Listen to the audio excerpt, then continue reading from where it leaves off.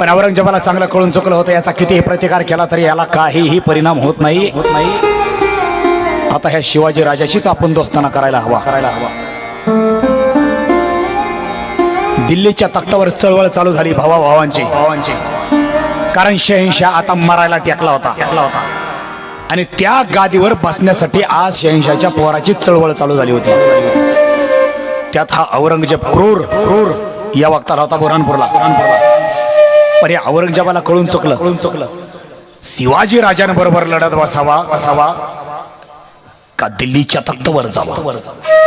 शिवाजी राजा को बाद में भी देखा जा सकता है, लेकिन दिल्ली का तख्त मेरे हाथ में लगना चाहिए. राज्यकारभार आपल्या हातात यावा यासाठी या सुलतानी सत्तेनं काय करावं. तशी भावांना मारण्यासाठी शिवाजी राजांची त्यांनी अनुमती म्हणण्यापेक्षा मदत मागितली. शिवाजी राजालाच पत्र पाठवलं देना औरंगजेबानं.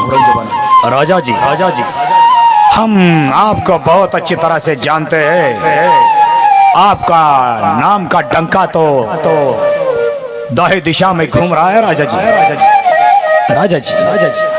हम दिल्ली के तख्त का वारिस बनना चाहते हैं और हमारे भाई हमारे खिलाफ बहुत बड़ा षड्यंत्र कर रहे हैं. क्या आप हमें मदद कर सकते हैं? प्लीज में हेल्प राजाजी. राजाजीने पत्र नाही पाठवलं, काहीच नाही. औरंगजेबाला कळालं हा काय आपल्याला मदत करणार नाही. औरंगजेबाने राजांना विरोध राहून दिला, राजांचा मदतही राहू दिली. तो सरळ गेला दिल्लीला गेला, त्या तख्तापाशी गेला. तिथं गेल्यानंतर स्वतःच्या भावांना जिवंत मारलं. हॅलो, औरंगजेबाने स्वतःच्या सख्या भावांची कत्तल केली.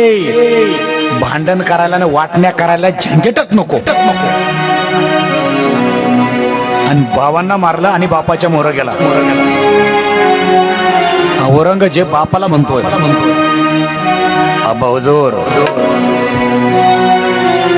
अब्बा हुजूर आपको ऐसा लगता नहीं कि आपकी उम्र हो चुकी है? हमें तो लगता है कि अब्बा हुजूर आपकी उम्र हो चुकी है. कब तक चलाएंगे आप सल्तनत? अब तो दिमाग खराब किया है आपने, हमारा भी और हो चुका है आपका भी. कब तक? कुछ तो रिटायर होने की कोशिश करो अब्बा हुजूर. अब्बा हुजूर औरंगजेबाला म्हणतो, औरंग बड़ा गलत किया तूने, बड़ा गलत किया. तूने ही तुम्हारे भाइयों को मार डाला.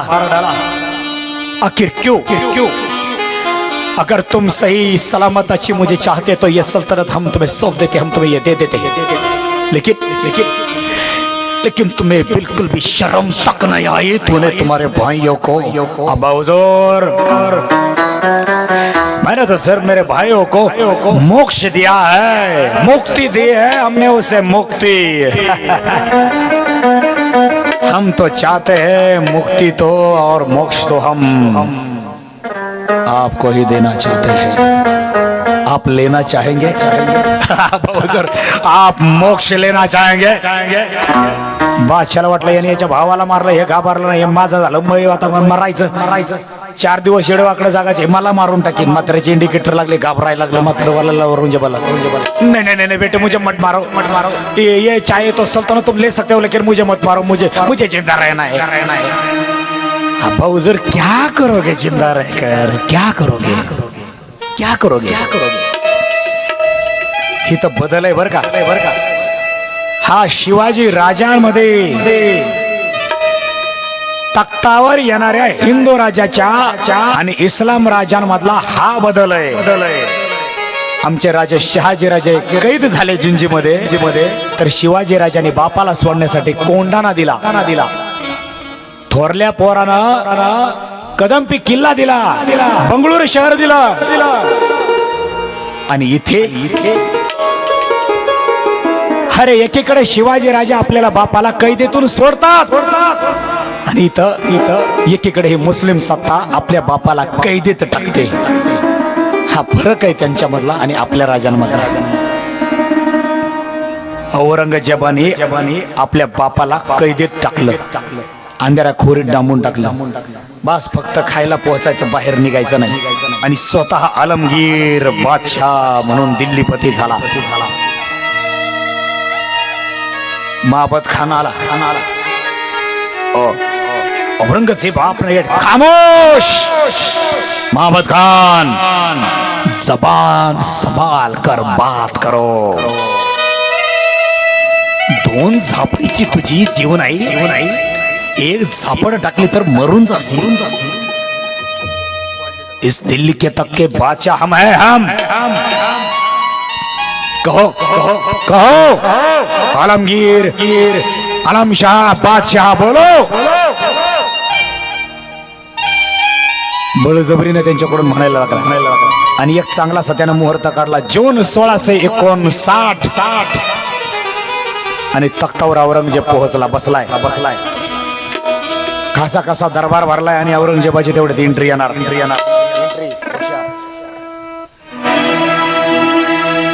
आणि कुणीतरी सैनिक दरबारामध्ये हजर राहिला. तशी त्यांनी एक ललकारी फोडली. आस्ते कदम,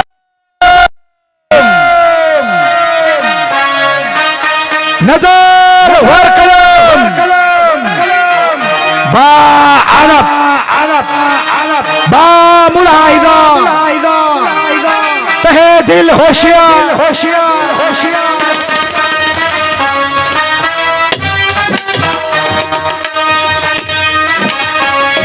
जिल्हे इलाहे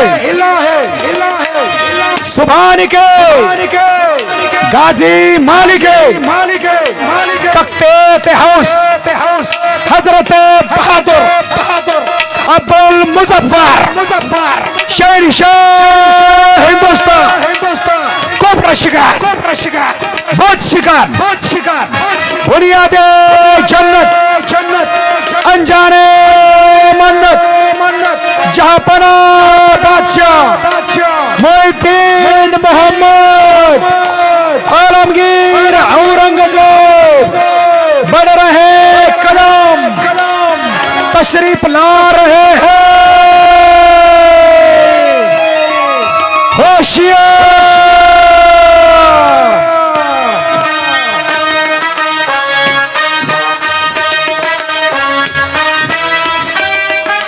औरंगजेब आला आणि तख्तावर पालथ्या पाय घड्या घालून बसला. क्यों शहजादो, कैसे लग रहा है हमें इस तख्त पर? अच्छा लगा है ना? आज से हम चलाएंगे यहाँ की सल्तनत. और हाँ हमारे अब्बा हुजूर अब बूढ़े हो चुके हैं. बस उन्हें हमें शांति दी है, मोक्ष दिया है, रजा ले ली है उन्होंने. रिटायर झाले ताता ते रिटायर. वो क्या है ना कि जब इंसान बूढ़ा बन जाता है तो तब दिमाग उसका काम नहीं करता. और सारे हिंदुस्तान को काबू करना है तो दिमाग तो चलना चाहिए ना. और आप लोग तो अच्छी तरह से जानते हैं हमारा दिमाग कितना चलता है. सिर्फ चलता नहीं दौड़ता है. आप भी देखेंगे हम कैसे चलाते हैं सल्तनत. अब आपके बादशाह हम और जो हम कहेंगे वही आप लोगों को सुनना पड़ेगा. बोलो आलमगीर आलम पनाह की. क्यों चुप हो गए सब? क्यों तुम लोगों को हम पसंद नहीं आए? आदत लग जाएगी हमारी, तुम सब लोगों को आदत लग जाएगी. विजय सर पुढे आपल्याला छत्रपती शिवाजी राजांचा राज्याभिषेक येणार आहे. पर एक 2 मिनिटाचा विषय होता म्हणून आवर्जून इथं बोलतो. शिवाजी राजांचा अभिषेक होणार होता, राज्याभिषेक. त्या वक्ताला शहाजी राजा जिवंत नव्हते, सोडून गेले होते. यदा कदाचित जर शहाजी राजा त्या वक्ताला जिवंत असते तर शिवाजी राजांनी विजापूर वरून आपल्या बापाला आणलं असतं आणि रायगडावरती आपण ज्या तख्तावर बसलो संघर्ष लेकराने केला असता आणि तख्तावर बापाला बसवलं असतं. ही संस्कृती, हे विचार आपल्या हिंदूचे, आपल्या शिवाजी राजांचे. पण इथं बापाला कैदेत टाकावं आणि बापाच्या डोक्यातला पगडीला घ्यावं आणि आपल्या हातानं आपल्या डोक्यावर परिधान करावं आणि जगाला छाती ठोकून सांगावं, हम चलाएंगे आज की सल्तनत. काय वृत्ती महाराज, काय विचार आहे. खरंच अभ्यास केला ना छत्रपती शिवाजी राजांबद्दल. एक सांगू, राजांच्या मूर्तीची आज आपण पूजा करतो, राजांची आज आपण पूजा करतो. काही विद्वान आमच्यासारखे अभ्यास करणारे म्हणतात राजे देव नव्हते, राजांची पूजा करू नका, राजांचे मंदिर करू नका. मला याबद्दल काही म्हणायचं नाही, पण एक वाक्य मी आवर्जून बोलेल. खरंच ना, खरंच माझे छत्रपती शिवाजी राजे देव नव्हते विजय सर, पण देवापेक्षा कमी नव्हते. माझे छत्रपती शिवाजी राजे देव नव्हते, त्यांना देव म्हणून पूजूही नका, त्यांना जादू टोण्याचा देवगार म्हणून करू नका. राजे तुमच्या आमच्यासारखे सर्वसामान्य व्यक्तिमत्व होते, पण राजाने पराक्रम आणि कर्तृत्व इमानदारीने आपल्या देव देश धर्म रक्षणासाठी केला, आपल्या मातीसाठी केला. एका सुंदर कवीने एक सुंदर वाक्य म्हटलंय, अगर हमारे शिवाजी राजे ना होते तो क्या हो जाता, अगर हमारे शिवाजी राजे ना होते इस हिंदुस्तान में तो हम हिंदुओं का क्या हो जाता. अरे काशी की कला चली जाती, मथुरा में तो मस्जिद बैठ जाती. हमारे एक शिवाजी राजे ना होते तो कसम महादेव की सुन्नत सब हिंदुओं की हो जाती. हिंदू औषधाला सुद्धा सापडला नसता, आज औषधाला सुद्धा सापडला नसता. आज छत्रपती शिवाजी महाराजांची कथा काय तुम्ही आम्ही करत होतो, काय तुम्ही हा मंडप टाकत होते आणि काय तुम्ही गेल्या वर्षी आणि इथून पुढे या मंडपात आणि या गावात तुम्ही भागवत करायची तुमची हिंमत होती. औरंगजेबाने जिजिया कर उभा केलाय, पुढे विषय आला. या जिजिया करामध्ये हिंदूसाठी काय नियम लावले होते त्याच्यातला एक विषय म्हणून निघाला. एक डेमो सांगतो. तुम्ही जर अशा अखंड हरिनाम सप्ताह करायला लागले, जर कीर्तन उभे करायला लागले ना, कीर्तनकारा सहित आणि वाक्या सहित आणि गायका सहित भजना सहित सगळ्यांची जीभ कापली जायची, कानं तोडले जायचे, हातपाय तोडले जायचे आणि जागेवर त्यांना संपवलं जायचं. तुम्हाला मूर्ती पूजा करण्याचा हक्क नव्हता, तुम्हाला तुमच्या देवाची पूजा करायचा हक्क नव्हता, तुम्हाला तुमच्या दैवतांना पूजायचा हक्क नव्हता, तुम्हाला हक्क होता. अरे जसं आजही जन्माला कोणाच्या पोटी यावं, जसं आज आपला हक्क नाही ना, तसं त्याही औरंगजेबाच्या काळामध्ये जन्माला कुठं यायचं, कसं यायचं आपल्या हातात नव्हतं. स्वतःसाठी जगायचं हे सुद्धा आपल्या हातात नव्हतं, आपल्या कुटुंबासाठी जगायचं हे सुद्धा आपल्या हातात नव्हतं. जगायचं फक्त या सुलतानी सत्तेसाठी. आणि अशा वनवासामध्ये आपल्याला फक्त आपल्या पूर्वजांना एकच त्यांचा सखा मित्र येत होता, एकच सखा मित्र होता जीवाभावाचा, पण तोही वेळेला येत नसायचा भेटायला.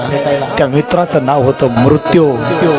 आपला हिंदू फक्त आणि फक्त मृत्यूची वाट बघत होता. हे मृत्यू ये आणि आम्हाला घेऊन जा रे, या सुलतानी सत्तेची चाकरी गुलामी करायची आज आमची इच्छा राहिली नाही. अरे जंगलातल्या कुत्र्याला तरी इथं शुद्ध श्वास आणि हक्काचा श्वास घेण्याचा हक्क आहे, इथं हिंदू म्हणून आम्हाला जगण्याचाही हक्क नाही. गुलाम म्हणून आम्ही या काळात जन्माला आलो. कुठल्या जन्मातलं पाप आम्ही केलंय या वक्ताला आम्ही इथं जन्माला आलो. ती परिस्थिती आमच्या हिंदूंची होती. त्या जिजिया करामध्ये असे वेगवेगळे नियम होते. पुढे विषय आहे बोलन. आज एवढे सुंदर अखंड हरिनाम सप्ताह होते. विजय सर प्रत्येक वर्षी अखंड हरिनाम सप्ताहामध्ये किती माणसं असतात तुमच्यापाशी मला माहिती नाही, पण असे हजारो लोकांच्या समोर छत्रपती शिवाजी राजे रामायण महाभारत सांगायची आम्हाला सवय.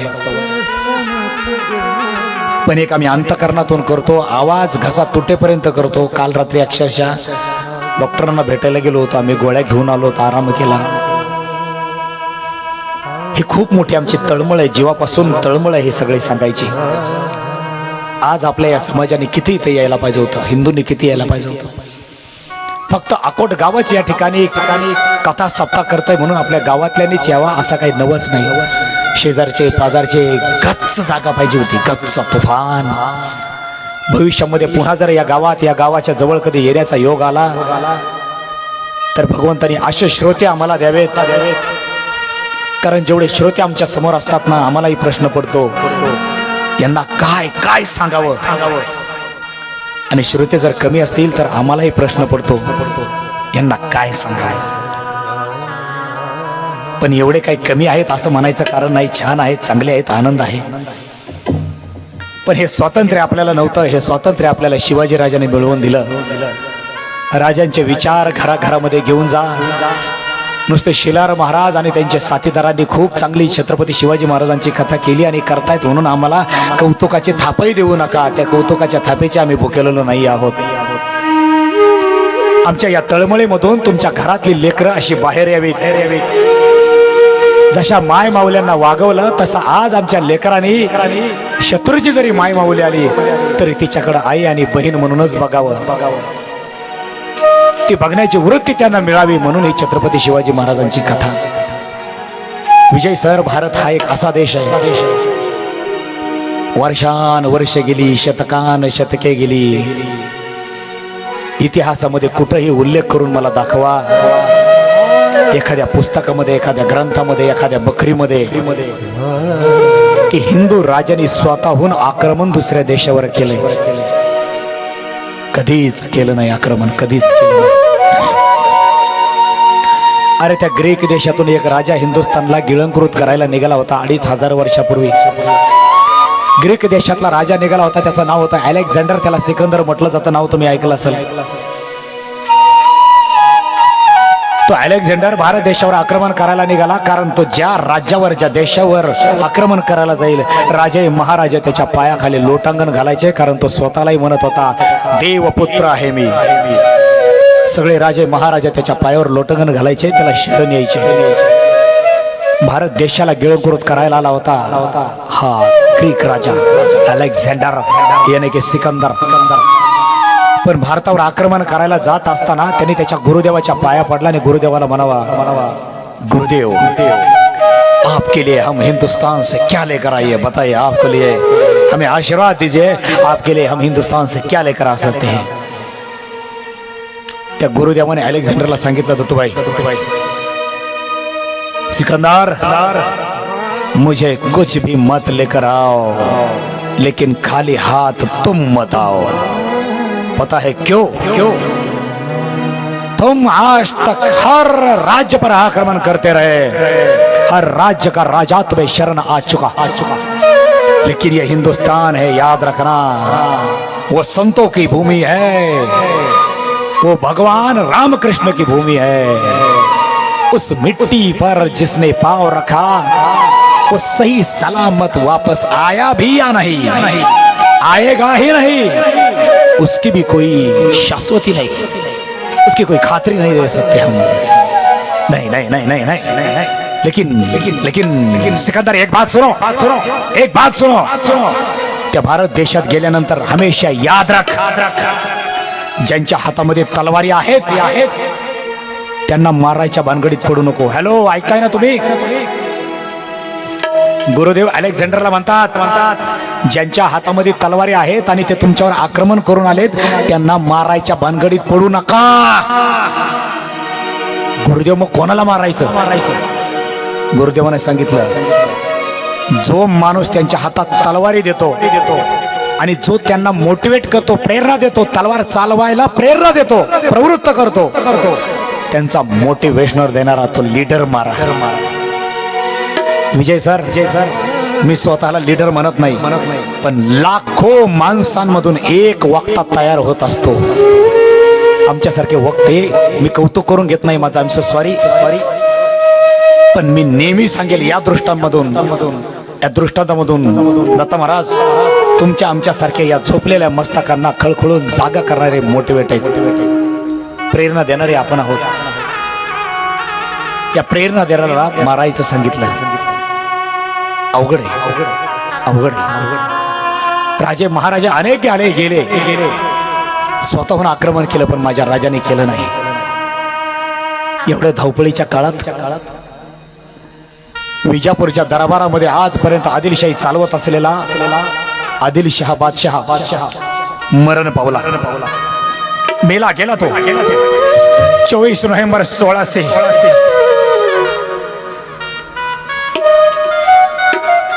रडापडी चालू झाली. बडी बेगम साहेबाचा नवरा गेला. आता त्या तख्तावर आदिलशाह आला. बर का, अली नाव त्याचं. अली आदिलशाह तख्तावर आला. एका कोपऱ्याला पडद्याच्या मखमली पडद्याच्या आतमध्ये ती बडी बेगम साहेबा बसलेली राहायची. बारक पोरग तख्तावर बसवलं. बाया माणसाला बसता येणार नाही म्हणून ती बाजूला बसलेली असायची. हा फक्त मूर्ती म्हणून ठेवलेला फक्त जिवंत पुतळा. आणि सल्तनत त्या मखमली पडद्याच्या आतून ती बडी बेगम साहेबा चालवायची. बडी बेगम साहेबा तिचं नाव होतं ताज उल मुख घिरात अलिया जनाबी. भर दरबारामध्ये ती कडाळायची. हुकूमत ती करायची.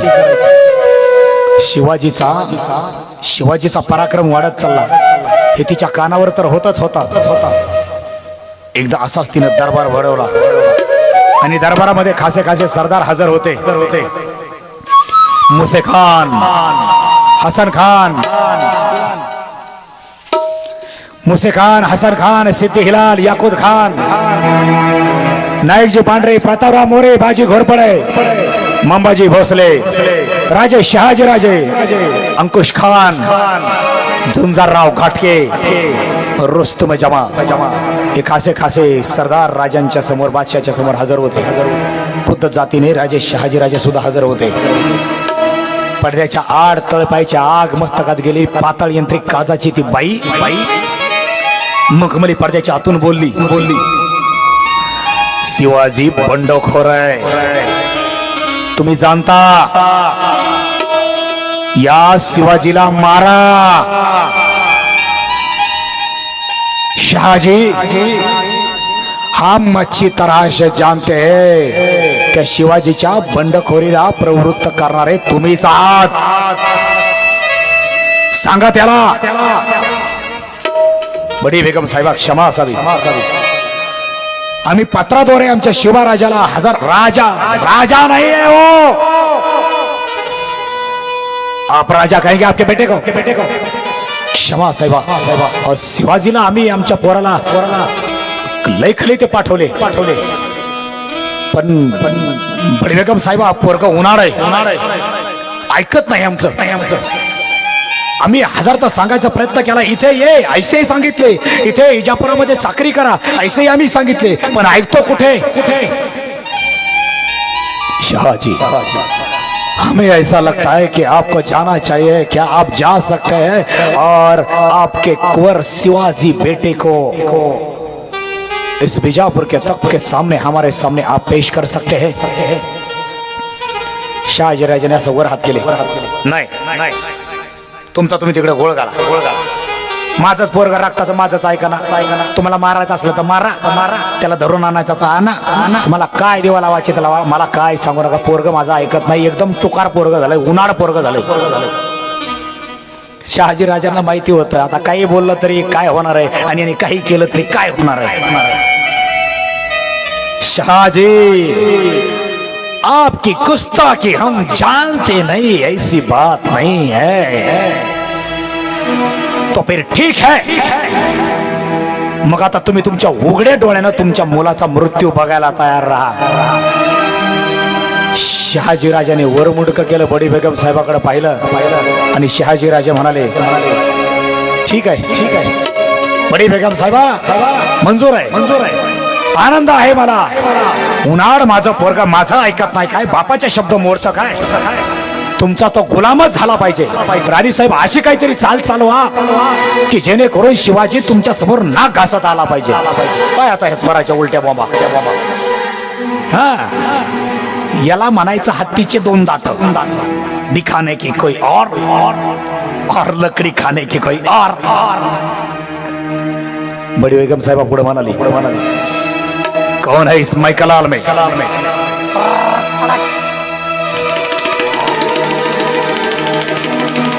कौन है इस बड़े दरबार में.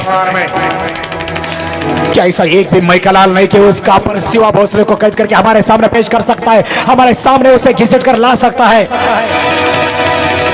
क्या यह दरबार सिर्फ नामर्दों का है. आवाज. क्या यह दरबार सिर्फ नामर्दों का है.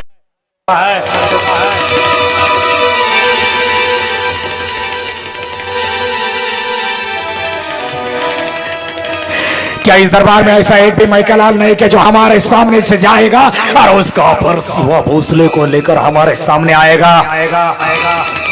ऑपरेटर खूप छान आवाज लागला, प्लीज असाच ठेवा. खूप तकलीफ होती मला, कमी करू नका, कमी करू नका. कारण ज्या त्या शब्दाला जाडी, रुंदी, लांबी, उंची जर वाढवायची असेल ना तर मला इथून आवाज वाढवावा लागतो. आमचा आवाज, आमचा कंठ म्हणजे आमची तलवार आहे. आमच्या तलवारीला भोटण्याचं काम प्लीज आपण कृपा करून करू नये. कथा संपल्यानंतर वाटलं तर तुम्हाला आमच्या घराला जेवायला नेतो, काय तुम्हाला पाहिजे ते खायला देतो, काय काळजी करू नका. पण आमचा आवाज कमी करू नका. कारण मराठ्यांचा आवाज आजपर्यंत या ब्रह्मांडातला कोणीच कमी आणि बंद करू शकलं नाही. आप भी वो कोशिश मत कीजिएगा मिस्टर म्यूजिक मास्टर. क्या इस दरबार में ऐसा कोई मैकालाल नहीं है?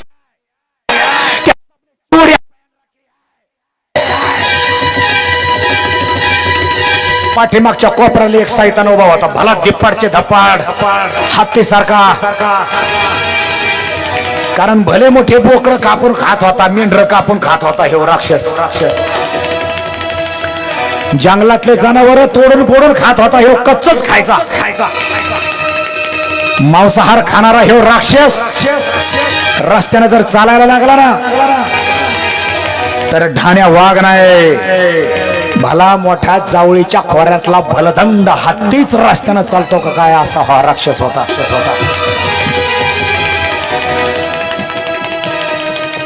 हा आधी चाकर होता.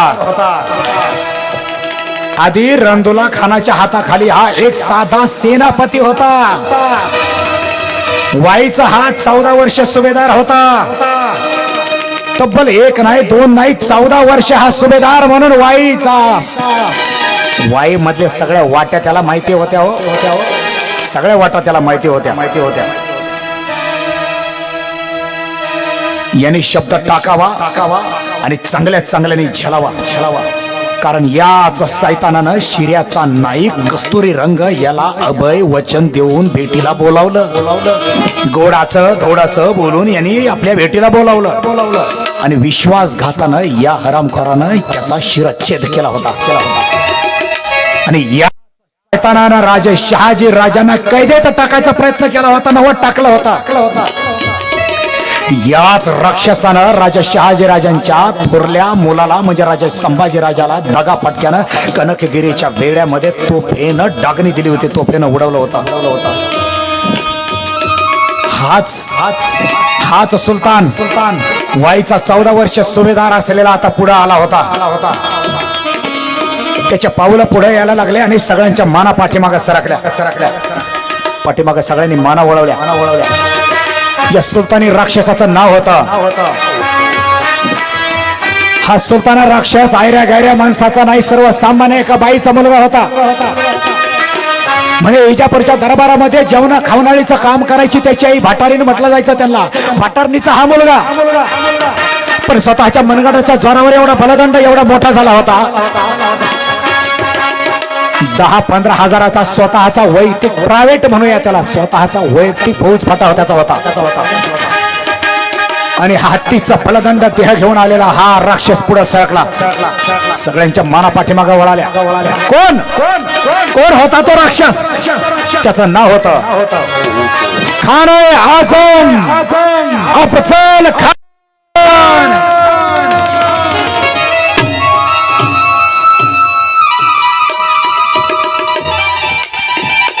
अफजल खान पुढे आला आणि अफजल खान बडे बेगम साहेबांना म्हणतो, बेगम साहिबा, ये शिवाजी है ही क्या चीज है ये शिवाजी? बड़ी बेगम साहिबा, इस दरबार में तो ऐसा एक भी मैकालाल नहीं है जो उसका पर शिवा को कैद करके ले आएगा. डरपोक है सबके सब डरपोक. डरते हैं शाहजी से. शाहजी है ही क्या चीज? परवरदिगार का शुक्रगुजार समझना चाहिए शाहजी को कि शहंशाह हिंदुस्तान बादशाह ने इसे जिंदगी बख्श दी. हम तो चाहते थे कि ये शिवाजी उसी वक्त कुचल देना चाहते थे हम। जंगलातल्या ज्या 2-4 जनावरांचा 4 दिवसाचा खाना झाला असता। शाहजी, अगर आप आपके शिवाजी को मारना चाहते हैं, आपकी ईमानदारी अगर इस आदिल शाही के तक के सामने ईमानदारी है तो आप भी हमारे साथ आ सकते हैं, लेकिन आप नहीं आएंगे। बड़ी बेगम साहिबा, सबके सब लोगों ने चूड़ियां पहनी है। साहिबा, हम जाएंगे वो सिवा भोसले को कैद करके। हाँ, हम साहिबा आपको वचन देते हैं कि जब तक हम सिवा को आपके सामने घिसिट कर ले नहीं आ सकते, तब तक हम अपना मुंह नहीं दिखाएंगे। फिजूल होगी हमारी। देखिए साहिबा, हम जाएंगे, हमें दीजिए इजाजत। आणि सगळे आमीन आमीन म्हणून वरडायला लागले। आमीन आमीन।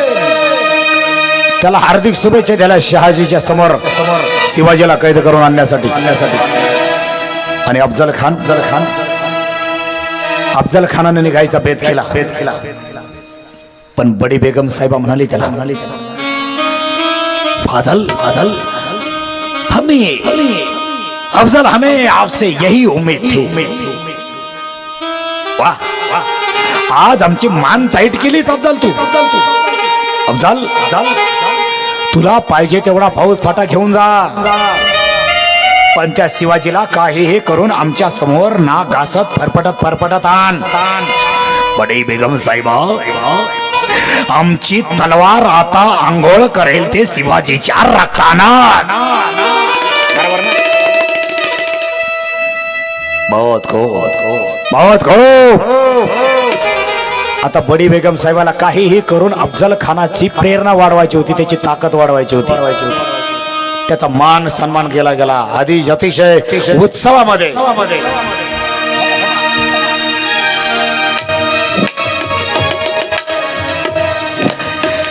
अतिशय उत्साहामध्ये त्याचा मान सन्मान केला गेला, त्याला प्रेरणा दिली गेली। बडी बेगम साहिबाने एक मोठाचे मोठा बलदंड हत्ती त्याला बक्षीस म्हणून दिला। झेंड्याचा हत्ती, हत्तीवर अंबारी ठेवायची, अंबारीमध्ये एका माणसाने बसायचं आणि त्याच्यावरती त्या माणसाने फक्त हातामध्ये धरायचा तो त्यांचा झेंडा, हिरवा। झेंड्याचा हत्ती बक्षीस दिला। आणि मुहूर्त जवळ आला, थोडा आवाज द्या। मुहूर्त जवळ आला, हजारोचा फौज फाटा अफजल खाना जवळ आहे आणि अफजल खानाने आपल्या बरोबर काही माणसं घेतली। मुसे खान, अंकुश खान, नायकजी पांढरे, बाजी घोरपडे, सय्यद अब्दुल, पहिलवान खान, शंकरराव मोहिते, कृष्णाजी भास्कर कुलकर्णी, हसन खान, सिद्धी हिलाल, मंबाजी भोसले, प्रतापराव मोरे, सय्यद बंडा, रहीम खान, बिलाजी मोहिते, जवळजवळ 20-25 हजाराचा फौज फाटा आपल्या बरोबर घेतला। आणि अफजल खान आपल्याला मारायला येतोय ही खबर राजांना पोहोचली। राजे चिंताग्रस्त तर झाले, स्वराज्य चिंतेत पडला। आऊसाहेब, शिवाजीराजे, खासे सरदार सगळे एकत्र बसले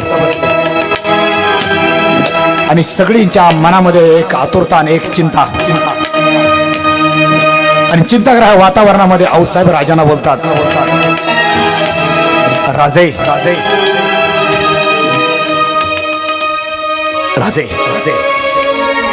राजे काळजी करू नका।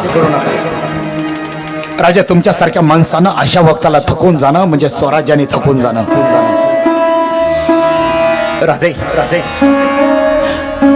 राजे हा तोच खान आहे ज्या खानानं रहमतपूर नाव गावाचं नाव स्वतः एक अफजल खान म्हणून ठेवलं। राजा हा तोच अफजल खान आहे ज्यानं बावधान गावाचं नाव स्वतः अफजलपूर ठेवलं। राजा हा तोच अफजल खान आहे ज्या अफजल खानानं विजापूरला ही एक अफजल पेठ म्हणून नाव दिलं। राजा हा तोच अफजल खान आहे ज्या अफजल खानानं आपल्या तुमच्या पिताश्रीनं कैद केलं। राजे हा तो अफजल खान आहे ज्या खानानं तुमच्या थोरल्या भावाला मारलं. राजे राजे राजे या अफजल खान आलाय तर या अफजल खानाला जिवंत परत माघारी जाऊ देऊ नका. राजे काहीही करा, राजे आमचे आशीर्वाद तुमच्या पाठीशी आहेतच आहेत. पण राजे राजे जगदंबा मातेचे आशीर्वाद तुमच्या पाठीशी आहेत. राजाने आऊसाहेबाचं दर्शन घेतलं आणि राजे आधी जगदंबा मातेच्या दर्शनाला निघाले. आई अंबे जगदंबेच्या समोर गेले आणि आई अंबेला जगदंबेला म्हणतात आई आई आई आई आई हजारदा सांगितले आम्ही तुला आमची परीक्षा घेऊ नकोस म्हणून, पण परीक्षा घेण्याची फार मोठी हवस ना तुला. आई आई आम्ही तुझ्याच आशीर्वादानं चिमुकले गोमटे स्वराज्य उभा करायचा प्रयत्न करतो आहोत, तो सायास करतो आहोत. आई आई आई एक वेळेस तू आई कैसे एक वेळेस तू आमची परीक्षा घेतली तरी चालेल, पण आमच्या पूर गरीब रयतेची का परीक्षा घेतेच वय का? आता आता आता तूच स्वतःहून मला तलवारीत यायचंस नव्हे, तूच माझ्या तलवारीमध्ये प्रवेश करायचास. कारण आलम दुनिया जाणते तुझी ताकद, तुझा महिमा. आई जगदंबा मातेच्या दरबारात समोर गेलेले राजे आई जगदंबेला म्हणतात